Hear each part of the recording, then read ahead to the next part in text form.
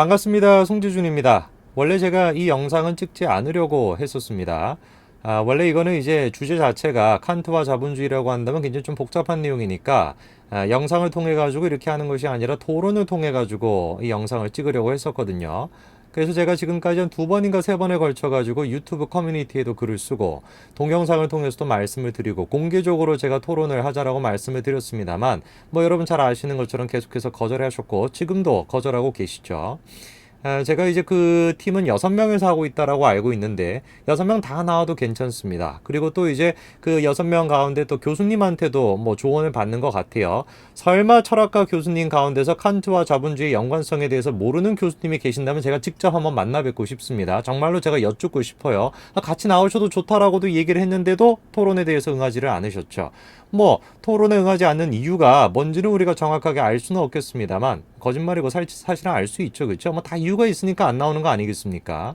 그래서 이제 그냥 이것도 그냥 뭐 이렇게 해가지고 어물쩍 그냥 넘어가나 싶었는데 이분이 또 고집은 있으세요. 계속 해가지고 저에 대해 가지고 뭔가 희화거리로 만드시는데 저는 도무지 그게 이해가 안 됩니다. 거기에 대해서 동의하시는 분들, 박수 치시는 분들이 아직까지도 생존해 계신다라는 것도 제가 이해가 잘 안 돼요.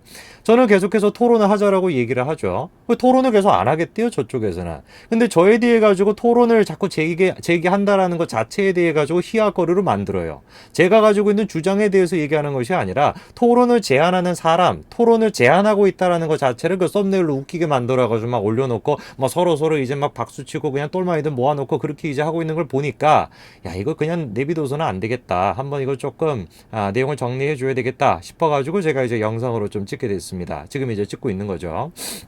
그리고 이제 최근에 헬마우스님이 입국 금지에 대해 가지고 또 이제 곤욕을 치르고 계시는 걸로 알고 있는데 자신의 이제 주장을 그런 식으로 이제 만들어 나가는 걸 보니까 입국 금지를 왜 전면적으로 하면 안 되는지에 대해 가지고 자신의 논지를 만들어 나가고 있는 그 수준을 보니까 이분이 왜 토론을 안 하려고 하셨는지 제가 좀 알 것 같습니다. 6명이나 모여가지고 그렇게만 머리를 싸매고 며칠에 걸쳐가지고 영상을 만드시는데 어떻게 그렇게 영상의 수준이 조금 그렇게 약간 좀 중학생 동아리에서 만드는 듯한 그런 식의 어떤 논지를 가지고 그렇게 영상을 찍으시는지 모르겠습니다. 그러다 보니까 뭔가 JTBC 뉴스룸의 수준도 그렇게 좀 낮아진 거 아닐까라는 생각이 좀 들기도 합니다. 물론 이제 칸트와 자본주의에 대한 얘기 자체가 철학에 관심이 없으신 분들한테는 조금 생소하실 수도 있어요. 야, 칸트가 무슨 자본주의랑 연관성이 있냐? 그러다 보니까 이제 제가 영상에서 그때 이제 뭐 지나가는 수십 명의 뭐 수십 개의 얘기들 중에서 하나로 나왔던 얘기인데, 그거를 이제 또 말꼬리를 나름대로 잡으시겠다라고 해서 무슨 놈의 칸트가 자본주의냐? 이렇게 이제 시작됐던 요 싸움인데, 제가 이제 일전에 펜앤드마이크에 나가서도 규제와 놀자 그 프로그램 아마 1회차였나 2회차였나 그때도 이제 한번 주필님 정말로 헬마우스라는 사람이 칸트와 자본주의 연관성에 대해서 모릅니다 라고 제가 얘기를 드리니까 주필님이 뭐 그거는 당연한 것처럼 칸트 학회장인가 그때 제가 이름이 정확히 기억이 안 납니다만 그분도 마찬가지로 칸트와 자본주의 연관성을 몰랐다라고 하면서 자기한테만 전화까지도 오셨다 이런 얘기도 하셨었는데 뭐 그런 것들을 보면은 뭐 철학에 관심이 없으신 분들은 칸트와 자본주의 연관성에 대해 잘 모를 수도 있고 헬마우스님도 마찬가지로 뭐 철학에 대해서 이렇게 관심이 없으셨던 분이니까 모르실 수 있다라고 제가 이해는 합니다. 그럼 모르셨다라고 한다면 그냥 뭐 모르시는 상태로 계시든지 아니면 제가 얘기한 거에 대해서 고민을 해보시든지 아니면 토론을 하시든지 이렇게 돼야지 선진사회의 시민의 모습으로서의 올바른 모습이 될 텐데 저분이 지금 하고 있는 것 같은 경우는 제가 가짜뉴스를 만들고 있다라는 거예요. 그게 저분이 갖고 있는 기본적인 논지 아닙니까? 칸트와 자본주의 얘기를 하니까 제가 무슨 지적 허영심에 빠져가지고 칸트에 대한 인용을 잘못 쓴 것이다 뭐 이런 식으로 지금 논지를 만들어 나가고 있으니까 얼마나 이게 지금 수준이 지금 떨어지는 상태입니까? 저런 식의 수준을 가지고 도대체 어떻게 뭐 그쪽 진영을 대표하겠다라는 건지도 모르겠습니다만 뭐 어쨌든 좋습니다. 자, 오늘 제가 이제 영상을 통해서 주장하고 싶은 것은 간단한 것이에요. 칸트와 자본주의 그 둘 사이 연관성에 대해서 이제 보여드리기 위해서 이 영상을 찍는 겁니다. 그래서 이제 제가 몇 가지 정도 자료를 좀 준비를 했는데 하나 같은 경우는 일단 논문을 제가 쭉 보여드릴 거고요. 그 다음에 두 번째 같은 경우는 칸트의 저작들인데 두 권의 책을 제가 좀 가지고 왔습니다. 하나는 일단 실천이성 비판이라는 비판서 중에 하나고요. 그리고 나머지 하나 같은 경우는 영구 평화론입니다. 이 두 권의 책은 아마 대부분의 분들은 안 읽으셨을 것이고 읽을 필요도 없습니다. 실질적으로. 그리고 이제 아마 헬마우스 팀도 당연히 못 읽으셨을 것이고 그러니까 뭐 나무 위키나 뭐 이런 거나 뭐 참조해가지고 영상 찍고 있는 거 아니겠어요? 그리고 이제 뭐 이 비판서나 이 칸트의 책 같은 경우는 자 이제부터 신나게 한번 읽어보자. 뭐 지대널밥 이런 거 읽듯이 그냥 가벼운 마음으로 읽을 수 있는 게 아니기 때문에 뭐 지금부터 읽으신다라고 한다면 영상 한 6개월 뒤에나 보실 수가 있을 겁니다, 여러분들은. 그리고 이제 나머지 한 권의 책은 요 책입니다. 하이에크의 책인데요. 법입법 그리고 자유. 요 책에서도 뭐 하이에크는 모르시는 분들이 없으실 거라고 제가 믿습니다. 굉장한 뭐라고 표현할까요? 자유주의자이자 동시에 이제 신자유주의의 어떤 대표봉이다라고 얘기할 수 있는 하이에크인데 자신의 이제 법입법 그리고 자유라는 책에서도 칸트가 몇 번 인용이 됩니다. 그래서 그거를 제가 소개를 시켜드리고자 합니다. 자, 그래서 조금 영상은 지루하실 수가 있습니다만 헬게이트라고 할 뻔했다. 뭐죠 이름이? 헬마우스. 헬마우스 그분들은 제 영상을 한번 보시고 반박하실 수 있으면 반박하시고요. 그리고 또 토론하시겠다라고 한다면 언제든지 오케이입니다. 저는 언제든지 오케이니까 준비만 되면 얘기해 주십시오. 자, 그러면 논문부터 한번 살펴보시죠. 자, 첫 번째 논문부터 조금 보시게 되면요. 이렇게 나와 있죠. 제목이 A Kantian Theory of Capitalism. 그냥 빼도 박도 못하게 그냥 capitalism이랑 연결시키고 있고요. 중간 부분에 이렇게 나와 있습니다. Rather than argue what constitutes good philosophy of science, I decided to apply Kantian normative theory to capitalism. 제가 밑에 해석은 써놨습니다만 정확하게 칸트의 규범 이론을 자본주의에다가 적용시키겠다라고 써놨죠. 그리고 계속 자, 두 번째 논문은 이겁니다. The Kantian Ethic of Capitalism 이라고 나와 있는데요. 밑줄 부분 보시면 이렇게 나와 있죠. As the ultimate expression of classical liberalism, Kant's moral philosophy provides an ethical endorsement for exactly the system of economics that was described by Kant's contemporary Adam Smith. 자, 밑에 제가 해석을 써놨습니다만 정확하게 칸트와 동시대에 있었던 인물인 아담 스미스의 경제학에 대해 가지고 칸트의 연결성이 있다는 걸 보여주고 있죠. 세 번째 논문은 이겁니다. 임마누엘 칸트 Free Market Capitalist 이렇게 나와 있죠. This argues that Kant's philosophy provides an justification for free markets. 빼도 박도 못하게 칸트의 철학이 뭐를 제공한다라는 겁니까? 자유시장에 대한 타당성을 제공할 수 있다. 자, 네 가지 논문만 간단하게 살펴보더라도 우리가 칸트와 자본주의 연관성에 대해서 아실 수 있을 거라고 믿고요. 그 다음에 이제 우리가 조금 해야 되는 얘기가 무엇이냐면은 제가 이제 일전에 영상에서 바디우에 대한 얘기를 조금 하면서 자본의 어떤 역할을 좀 확장시켜서 제가 설명한 적이 있었습니다. 그냥 단순하게 경제학에만 국한시키는 것이 아니라 자본이라는 것의 의미가 어떤 개인의 어떤 자유의 영역 그리고 사고의 폭을 넓혔다라는 측면에서 자본의 역할에 대해서 말씀드린 적이 있었는데 그것도 뭐 마찬가지로 뭐 근거 없는 얘기라고 그렇게 비방하셨던 걸로 제가 기억이 납니다만 그 얘기는 하이에크를 기반으로 해서 말씀을 드렸던 겁니다. 이 책에서도 그 얘기가 언급이 되는데요.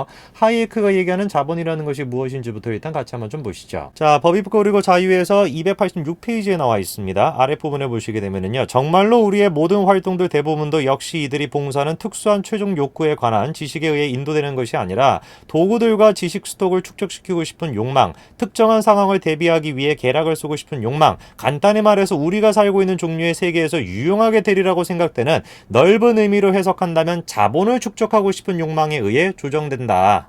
자, 그래서 우리가 하이에크가 사용했던 자본의 의미와 제가 말씀드렸던 자본의 어떤 역할에 대해 가지고 연관성을 여러분들이 생각하실 수 있을 거라고 믿고요. 그러니까 제발 부탁드립니다. 아무 생각 없이 그냥 나무 위키 찾아보시고 아무 소리나 짓거리신다고 얘기가 되는 게 아닙니다. 헬마우스 팀 여러분들. 자, 그 다음에 이제 두 번째로 좀 생각을 해봐야 되는 것이 자본주의라고 하는 것이 그냥 단순하게 경제학에만 국한되냐? 당연히 그렇지가 않습니다. 하이에크의 최대 저작이라고 여겨지는 법입법 그리고 자유라는 책에서도 자본주의라고 하는 것을 입법 분야로까지 확장을 시키고 그리고 개인의 어떤 철학까지도 확장을 시키는 것이 이 책의 기본적인 목적이고 그리고 그 자본주의의 가장 대표적인 어떤 격언이라고 할까요? 보이지 않는 손으로 대변되는 것. 그게 이제 하이에크의 이 책의 가장 큰 주장이기도 한데 인간의 어떤 행동은 규칙적으로 예측될 수 있는 것이 아니다. 그러나 예측될 수가 없으나 그런 예측될 수 없는 행동들이 모이게 되면은 자유롭게 그것들이 모이게 되면은 누군가가 의도적으로 조정하지 않더라도 자연스러운 조정이 발생한다. 그게 이제 이 아담 스미스의 기본적인 보이지 않는 손 아닙니까? 그 보이지 않는 손이 무슨 뭐 옛날에 무슨 뭐 수백 년 전에 있었던 얘기만으로 끝나는 것이 아니라 지금 이 삶에도 마찬가지로 적용된다라는 게 하이에크의 기본적인 생각입니다. 그 내용부터 같이 한번 좀 보시죠.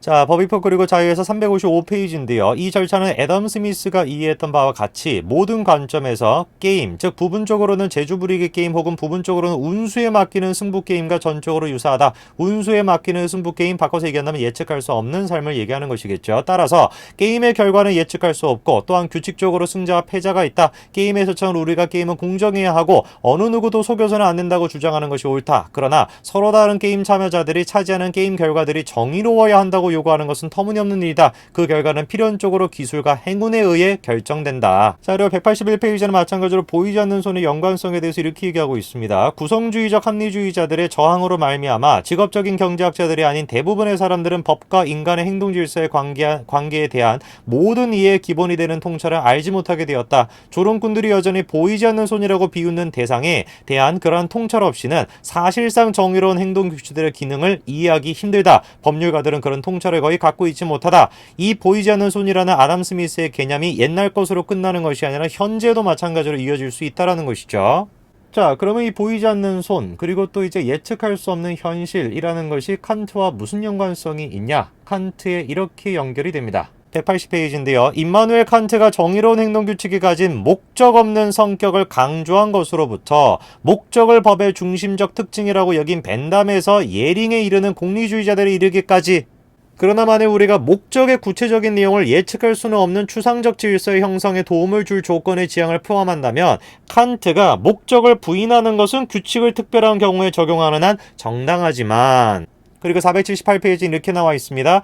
그리고 42쪽에서는 정의로운 법에 대한 칸트의 소극적인 텍스트의 성격을 기술하고 있다. 여기에서 그는 소극적인 텍스트를 오로지 철저한 일관성이라는 형식적 조건을 통한 자유의 제한으로서 성격 짓고 있다. 내가 나의 결론이 칸트의 법철학과 얼마나 밀접한가를 알게 된 것은 바로 이 훌륭한 책 덕택이다. 나는 학창시절부터 칸트의 법철학을 때때로 참조하기도 했지만 면밀히 검토하지는 못했다.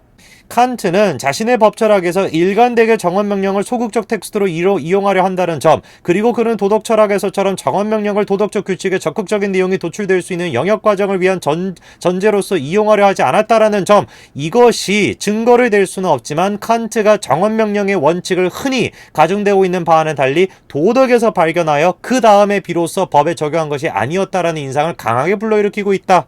하이에크가 강조하고 있는 부분, 인간의 삶이라는 것은 예측할 수가 없는 것이다. 그렇기 때문에 우리가 자유의 영역으로 남겨놔야 되는 것이지, 합리주의적 구성주의자들이 주장하는 것처럼 국가가 나서서, 사회가 나서서 개인의 어떤 활동을 제한할 수가 있다, 개인의 활동을 조직화할 수 있다, 그거는 거짓말이라는 거죠. 그렇게 세상이 돌아가지가 않는다라는 것입니다. 그리고 예측할 수 없는 인간의 이러한 모습에 근거해가지고 복지에 대해서도 하이에크가 강조를 하는데, 바로 이 차원에서도 칸트가 다시 한번 인용이 되게 됩니다. 복지 후생은 이를 받는 사람을 위해서든 이를 분배하는 사람을 위해서든 어떠한 원칙도 없다. 그것은 특수한 사실에 좌우되어 일반적 규칙이 될 수 없는 의지의 실질적 내용에 의해 결정되기 때문이다. 우리는 하이에크의 이 위대한 저작인 법이법 그리고 자유를 통해 가지고 칸트와 그리고 하이에크의 철학의 기본적인 연관성에 대해서 생각할 수가 있습니다. 설마 영상을 보시는 분들 가운데서 하이에크를 합리주의적 구성주의자, 흔히 얘기해서 진보주의자라고 분류하는 사람은 없으시기를 제가 희망합니다. 자, 이러한 맥락 속에서 연세대학교 김상환 교수는 다음과 같은 얘기를 했습니다. 칸트적인 보편주의 윤리학은 세계화를 떠받치는 화폐 기술의 보편성, 그리고 이것에 기초한 정치경제학적 이념, 자본주의와 민주주의와 가장 잘 맞아떨어지는 이론으로 평가할 수 있다.